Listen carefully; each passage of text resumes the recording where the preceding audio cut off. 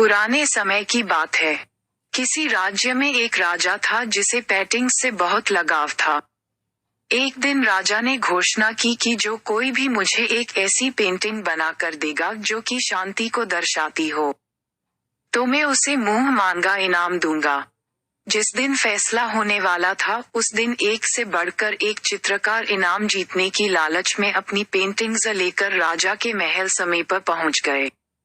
राजा ने एक एक करके सभी की पेंटिंग्स देखी। सभी पेंटिंग्स में से राजा ने सिर्फ 2 पेंटिंग्स अलग रखवा दी। राजा को वो दोनों पेंटिंग्स बहुत पसंद आई थी। इन दोनों में से किसी एक को इनाम मिलने वाला था। पहली पेंटिंग एक सुंदर शांत झील की थी। उस झील का पानी बहुत साफ था। उस पेंटिंग में ऊपर नीला आसमान था और आसमान में रुई के गोलों के समान सफेद बादल थे। ये पेंटिंग में शांति साफ नजर आ रही थी। जो कोई भी इसे देखता उसे ऐसा ही लगता था कि शांति को दर्शाने के लिए ये बहुत अच्छी पेंटिंग है। दूसरी जो पेंटिंग थी उसमें पहाड़ थे। पहाड़ बिल्कुल रूखे थे, वीरान थे। इन पहाड़ों के ऊपर बादल थे और उस बादल में बिजलियां चमक रही थीं। तेज हवा से पेड़ हिल रहे थे। पहाड़ी की दूसरी ओर एक झरना था और झरने ने रौद्र रूप धारण कर रखा था। जो कोई भी इस दूसरी पेंटिंग को देखता वो यही सोचता था कि इस पेंटिंग का शांति से क्या लेना देना है। इसमें तो केवल अशांति ही दिखाई दे रही है।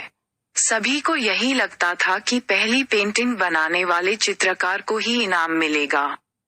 अब बारी आ गई थी राजा की ये बताने की कि इनाम वो किसे देने वाले हैं। राजा ने ये ऐलान किया कि दूसरी पेंटिंग बनाने वाले चित्रकार की पेंटिंग उन्हें ज्यादा अच्छी लगी है और वो उसे मुंह मांगा इनाम देंगे। राजा की बात सुनकर सभी आश्चर्यचकित हो जाते हैं। राजा का फैसला सुनने के बाद अब पहले चित्रकार से रहा नहीं गया और उसने राजा से पूछ ही लिया कि आखिर आपको उस पेंटिंग में ऐसा क्या दिखा कि आपने उसे इनाम देने का फैसला ले लिया, जबकि हर कोई यही कह रहा है कि मेरी पेंटिंग ही शांति को दर्शाने के लिए अच्छी है। राजा ने पहले चित्रकार से कहा कि तुम आओ मेरे साथ, में तुम्हें बताता हूँ।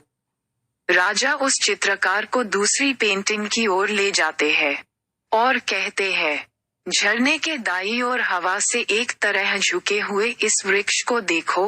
वृक्ष की डाली पर बने हुए इस घोंसले को ध्यान से देखो।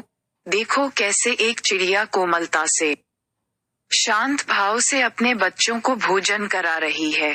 राजा ने वहां पर हाजिर सभी लोगों को समझाया कि शांति का मतलब ये नहीं है कि आप ऐसे स्थिति में हो जहां कोई शोर नहीं हो, कोई समस्या नहीं हो, सब कुछ अच्छा ही हो। शांति का मतलब तो ये होता है कि आप हर तरह की अव्यवस्था, अशांति के बीच भी शांत रह पाओ और अपने लक्ष्य पर ध्यान केंद्रित कर पाओ। सभी लोग अब अच्छे से समझ गए कि राजा ने दूसरी पेंटिंग को क्यों चुना। हम सभी को अपनी लाइफ में शांति चाहिए। अक्सर हम शांति के मतलब को गलत समझ लेते हैं और उसे बाहरी दुनिया में ढूंढने लगते हैं, जबकि हमें शांति पूरी तरह से हमारे अंदर ही मिलती है।